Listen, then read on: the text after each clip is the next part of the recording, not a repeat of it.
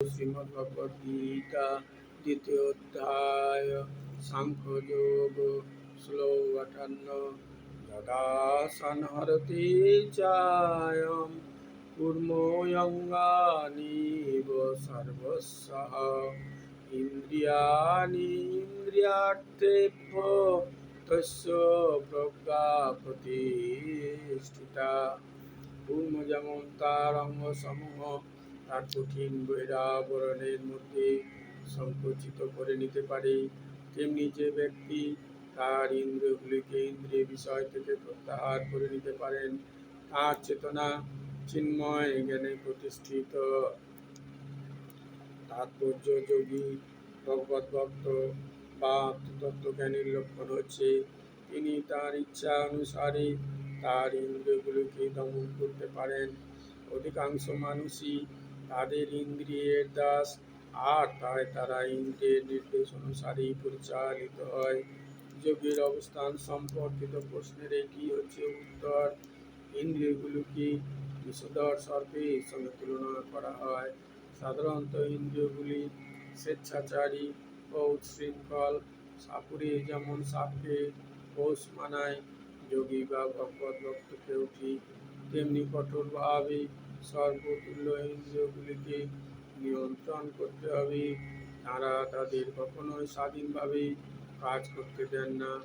শাস্ত্রে বিধিনিষেধ সম্বন্ধে নানা রকম নির্দেশ দেওয়া আছে, তার মধ্যে কয়েকটি অকরণীয় এবং কয়েকটি করণীয়।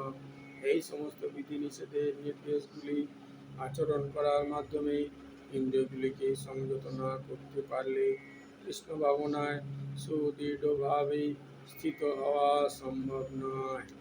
এই সম্বন্ধে এখানে খুব সুন্দরভাবে কূর্মের উদাহরণ দেওয়া হয়েছে। কূর্ম যে কোনো সময় তার অঙ্গগুলি তার ক্লোশের মধ্যে কুটে নিতে পারে, আবার প্রয়োজন হলে তাদের বার করে আনতে পারে। ঠিক তেমনি কৃষ্ণ ভাবনাময় ভগবত ভক্ত ভগবানের সেবার বিশেষ প্রয়োজনে কেবল তার ইন্দ্রিয়গুলিকে ব্যবহার করেন, আর অন্য সময় তাদের গুটিয়ে রাখেন। অর্জুনকে এখানে শিক্ষা দেওয়া হয়েছে তার নিজের তৃপ্তি সাধনের জন্য ইন্দ্রিয়গুলিকে ব্যবহার না করে ভগবানের সেবায় সেগুলিকে নিয়োজিত করবার জন্য। ভগবানের সেবায় কীভাবে ইন্দ্রিয়গুলিকে নিয়োজিত রাখতে হয় তা কূর্মের দৃষ্টান্ত দিয়ে বোঝানো হয়েছে। যেহেতু কূর্ম ইন্দ্রিয়গুলিকে গুটিয়ে রাখতে পারে। শ্লোক অনুসার বিষয়া বিনিবর্তন্তি নিরাহারস্য দেহিনঃ রসবর্জং রসয়পি যস্য পরম দৃष्ट्वा নিবর্ততে। দেহধারী জীব ইন্দ্রিয় সুখভোগ থেকে নিবৃত্ত হতে পারে, কিন্তু তবুও ইন্দ্রিয় সুখভোগের আসক্তি থেকে যায়। কিন্তু উচ্চতর স্বাদ আস্বাদন করার ফলে সেই বিষয় তৃষ্ণা থেকে চিরতরে নিবৃত্ত হওয়া যায়। তাৎপর্য: অপ্রাকৃত স্তরে অধিষ্ঠিত না হলে ইন্দ্রিয় সুখভোগ পরিত্যাগ করা সম্ভব নয়। বিধিনিষেধের দ্বারা ইন্দ্রিয় সুখভোগ থেকে নিবৃত্ত হওয়ার পন্থা অনেকটা রোগীর বিশেষ ধরনের খাদ্যের উপর নিষেধাজ্ঞার মতো। রোগী সাধারণত এই সমস্ত বিধিনিষেধ পছন্দ করে না, বা তার খাওয়ার লালসা কোনো অংশে কমে না। তেমনি যম, নিয়ম, আসন, প্রাণায়াম, প্রত্যাহার, ধারণা, ধ্যান ইত্যাদি অষ্টাঙ্গ যোগের মতো কিছু পারমার্থিক পদ্ধতির দ্বারা যে ইন্দ্রিয় সংযম তা উন্নত জ্ঞানহীন অল্প বুদ্ধিমত্তা সম্পন্ন ব্যক্তিদের জন্য অনুমোদিত হয়েছে। কিন্তু যিনি কৃষ্ণ ভাবনায় প্রকৃতি সাধনের মাধ্যমে শ্রীকৃষ্ণের কন্দর্প প্রতি কমনীয় রূপের আস্বাদন করেছেন, তাঁরা নিষ্প্রাণ জড়বস্তুর প্রতি কোনোরকম রুচি থাকে না। তাই আধ্যাত্ম মার্গে প্রাথমিক স্তরে কেবল বিধিনিষেধের মাধ্যমে ইন্দ্রিয়গুলিকে দমন করতে হয়। কৃষ্ণ ভাবনায় যতক্ষণ পর্যন্ত রুচি না হচ্ছে ততক্ষণই এই বিধিনিষেধগুলির প্রয়োজন হয়। যখন কেউ প্রকৃতপক্ষে কৃষ্ণ ভাবনায় অধিষ্ঠিত হন তখন তিনি আপনা থেকেই ইতর বস্তুর প্রতি তার রুচি হারিয়ে ফেলেন। শ্লোক 60। যতত হি অপি কৌন্তেয় পুরুষস্য বিপশ্চিতঃ ইন্দ্রিয়াণি প্রমাথিনি হরন্তি প্রসভাম মনঃ। হে কুন্তেয়, ইন্দ্রিয় সমূহ এতই বলবান এবং চিত্ত বিক্ষেপকারী যে তারা ইন্দ্রিয় সংযমে যত্নশীল বিবেক সম্পন্ন পুরুষের মনকেও বলপূর্বক বিষয়াভিমুখে আকর্ষণ করে। তাৎপর্য: অনেক ঋষি মুনি ও অধ্যাত্মবাদী আছেন যারা ইন্দ্রিয়গুলিকে দমন করতে চেষ্টা করেন। অনেক সময় ঐকান্তিক চেষ্টা সত্ত্বেও তাদের মধ্যে অনেকেই বিক্ষিপ্ত মনের প্রভাবে ইন্দ্রিয় তর্পণের শিকার হয়ে পড়েন। এমনকি মহর্ষি বিশ্বামিত্রের মতো মহান যোগী, যিনি তার মন ও ইন্দ্রিয়কে সংযত করবার জন্য গভীর নিষ্ঠার সঙ্গে কঠোর তপস্যায় রত ছিলেন, তিনিও স্বর্গের অপ্সরা মেনকার দ্বারা বিপদগামী হয়ে তার সঙ্গে যৌন সংসর্গে লিপ্ত হন। পৃথিবীর ইতিহাসে এরকম অনেক ঘটনার উল্লেখ পাওয়া যায়।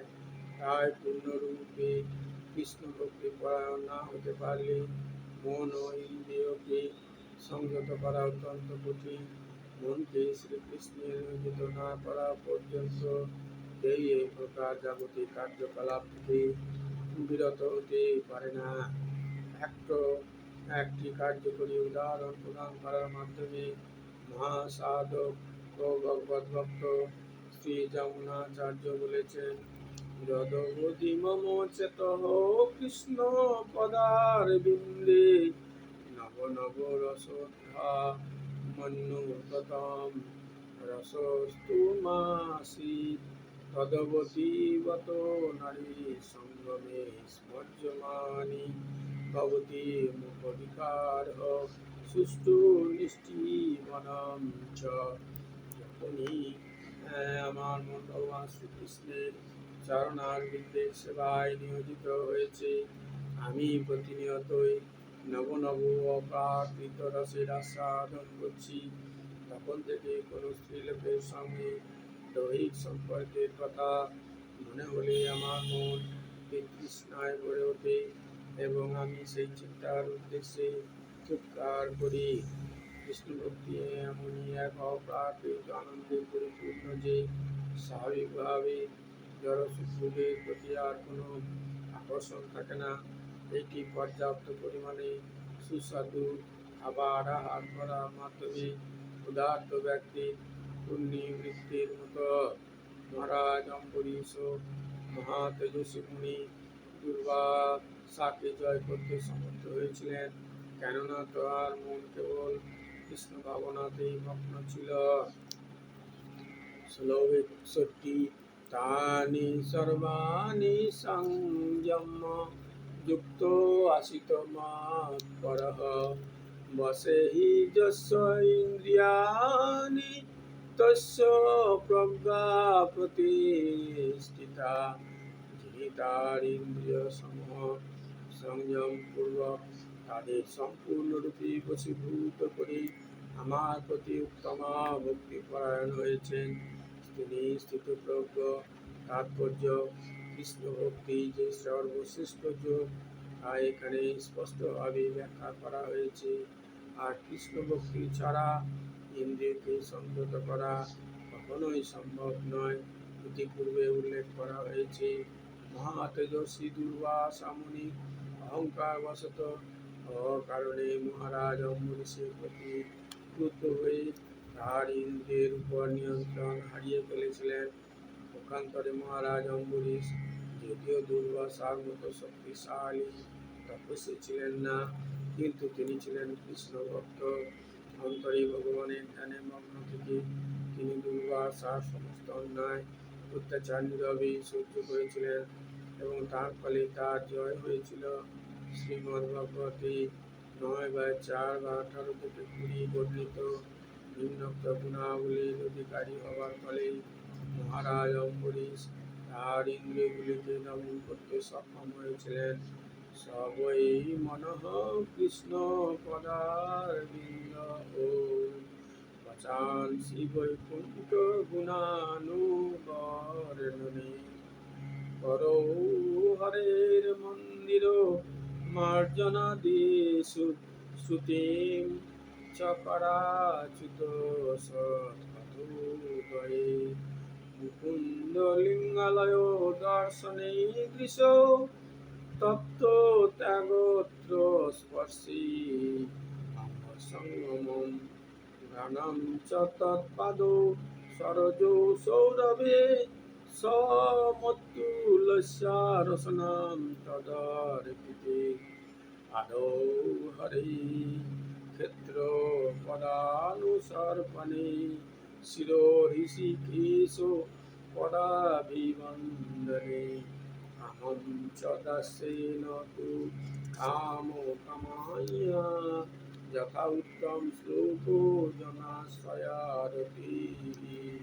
মহারাজ অম্বরীশ তাঁর মনকে শ্রীকৃষ্ণের চরণারবিন্দে ধ্যানে, তাঁর বাণী বৈকুণ্ঠের গুণ বর্ণনায়, তাঁর হস্ত ভগবানের মন্দির মার্জনে, তাঁর কর্ণ ভগবানের লীলা শ্রবণে, তাঁর চক্ষু ভগবানের সচ্চিদানন্দময় রূপ দর্শনে, তাঁর অঙ্গ ভক্তের অঙ্গ স্পর্শনে, তাঁর নাসিকা ভগবানের শ্রীচরণে অর্পিত ফুলের ঘ্রাণ গ্রহণে, তাঁর জিহ্বা ভগবানকে অর্পিত তুলসীর আস্বাদনে, তাঁর পদদয় ভগবানের মন্দির সম্বলিত তীর্থস্থানে ভ্রমণে, তাঁর মস্তক ভগবানের উদ্দেশ্যে প্রণতি নিবেদনে এবং তাঁর বাসনা ভগবানের বাসনা পূরণার্থে নিয়োজিত করেছিলেন।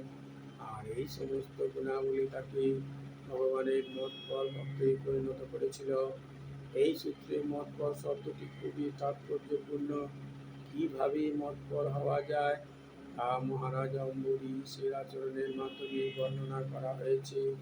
মৎপর পরম্পরায় আচার্য মহাপণ্ডিত শ্রীল বলদেব বিদ্যাভূষণ মন্তব্য করেছেন, মদ্ভক্তি প্রভাবেন সবেন্দ্রিয় বিজয় পূর্বিকা স্বাত্মদৃষ্টি সুলভেতি ভাবঃ। ভগবান শ্রীকৃষ্ণের সেবা করার মাধ্যমেই কেবল ইন্দ্রিয়গুলিকে সম্পূর্ণভাবে সংযত করা যায়। আবার কখনো কখনো আগুনেরও দৃষ্টান্ত দেওয়া হয়। লেলিহান আগুন যেমন একটি ঘরের মধ্যে সব কিছু পুড়িয়ে ফেলতে পারে, তেমনি যোগীর হৃদয়ে অবস্থিত ভগবান শ্রীকৃষ্ণ তাঁর অন্তরের সমস্ত কলুষিতা দগ্ধ করে দেন। যোগসূত্রেও ভগবান শ্রীকৃষ্ণকে ধ্যান করার নির্দেশ দেওয়া হয়েছে। শূন্যে ধ্যান করার কোনো কথাই বলা হয়নি। যে সমস্ত তথাকথিত যোগী শ্রীবিষ্ণু ছাড়া অন্য কিছু ধ্যান করে, তারা কোনো অলিচ্ছায় মূর্তি দর্শন করার আশায় অনর্থক সময় নষ্ট করে থাকে। আমাদের কৃষ্ণ ভাবনাময় হতে হবে, পরমেশ্বর ভগবানের প্রতি ভক্তিপরায়ণ হতে হবে। এটি প্রকৃত যোগের উদ্দেশ্য।